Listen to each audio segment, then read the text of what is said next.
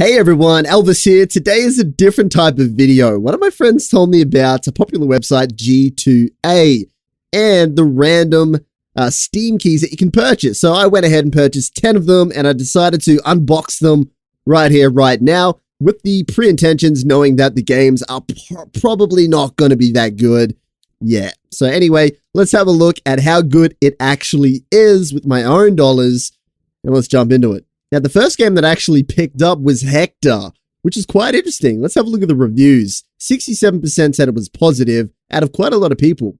Now, surprisingly enough, it came out in 2015. It's a horror, adventure, indie, action, first person. I went ahead and played Hector for an hour, and I can tell you without a doubt, I'm not a fan of horror games, full stop. This game is basically opening doors for 20 minutes and then getting a jump scare. It is kind of scary-ish, not really. Maybe like a 4 out of 10 scary.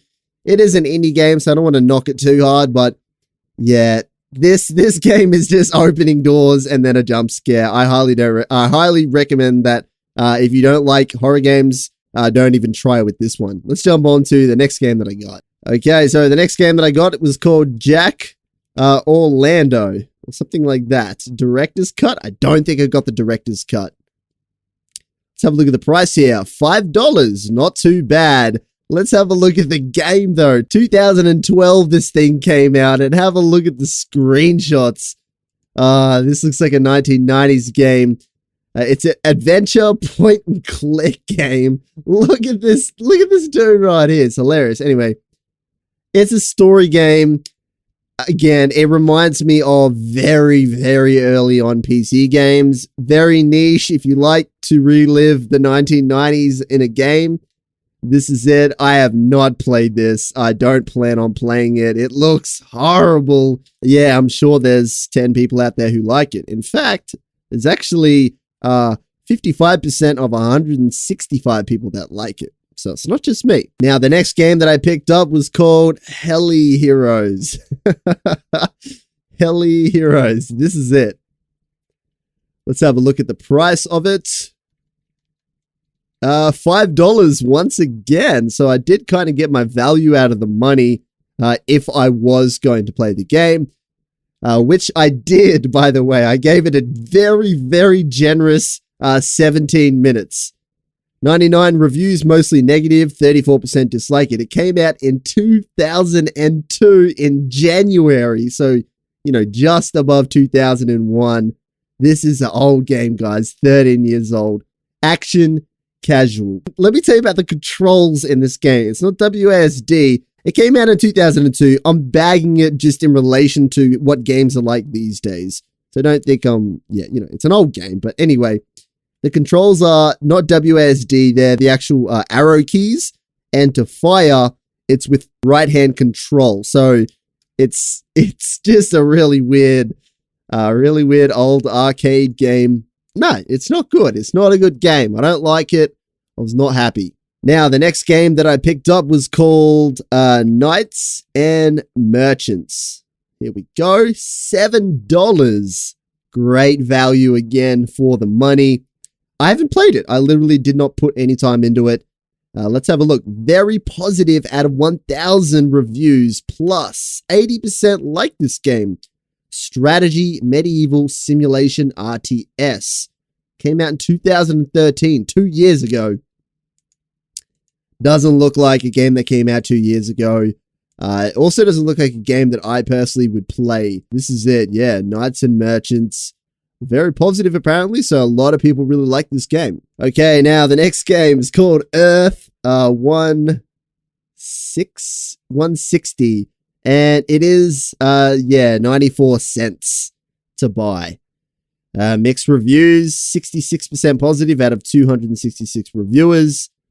Strategy, RTS again. The screenshots do look a lot better than the game that came out 6 years after this particular title. The screenshots look kind of pretty cool for a game that came out that long ago anyway.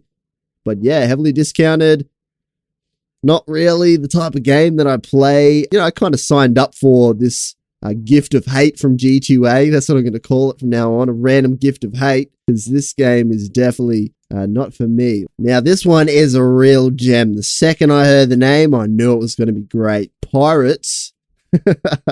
Anything that starts with pirates, no, it's going to be great. Pirates of Blackheart Cove.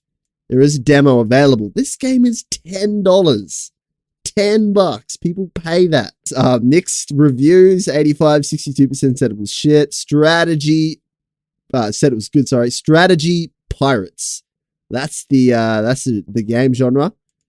And I'm looking at the screenshots. Now, I actually did watch the gameplay trailer of this just to see what it was like.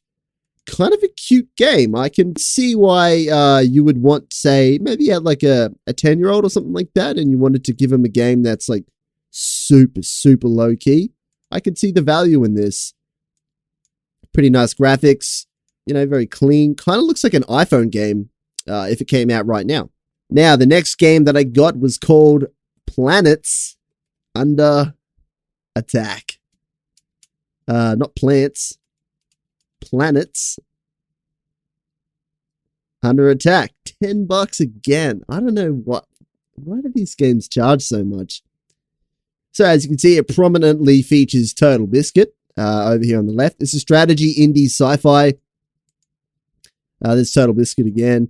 Let's keep having a look here. I don't know what this is. I honestly, like looking at the screenshots, I don't know how this game could be played or what it would be like to play. Came out in 2012 and it's, yeah, $10. So mostly positive reviews, 70% out of the 356. Pretty cool. The next game is called Jet Racing Extreme.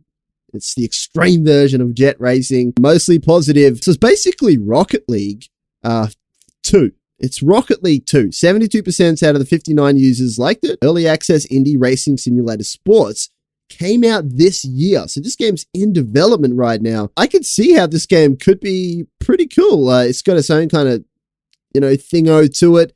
It's not, I'm just kidding. It's not really Rocket League 2, guys. If you know, it's just a joke. Sure, one person thought it was real. Probably not though, but yeah, this is cool. It's an indie game in early access. You know, they might spend some time on it. I have no idea, you know, what type of game it is. It's racing simulation, so I don't want to judge this one. It's still in development. Okay, so I've got 2 more games left, and the next one was In Exilium. I don't know if that's a word. It probably is. Here we go. It's an RPG, which is kind of my thing. Indie action adventure. Looks actually pretty interesting. Mostly positive. Came out this year in March. 71% of people like it. Let's have a look at the screenshots. Unfortunately, doesn't have Total Biscuit in it, which is always an unfortunate feature. But yeah, it looks like just a really simple indie game. Probably made, yeah, on a very small budget. It's $10 as well. I'd probably play it maybe to give it a go, just to enjoy this person's creation. Yeah, that's about as far as I can really talk about this. And for our very last game that we got, Two Worlds Epic Edition. It's the Extreme Cutthroat Epic Edition. Here we go. This one came out in 2009. It's got a shitload of reviews. 66 says it's positive.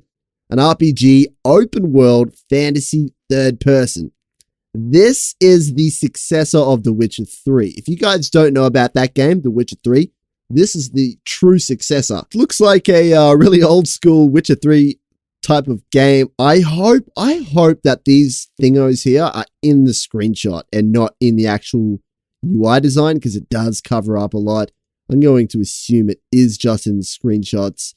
But it looks pretty epic. For 2009, anyway, it looks pretty epic. Let's have a look. $10 as well. Seems to be a consistent theme.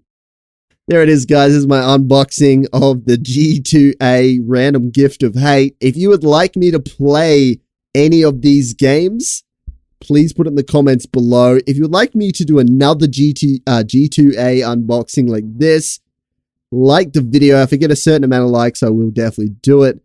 But yeah, guys, random gift of hate. Thanks a lot, G2a. You're awesome.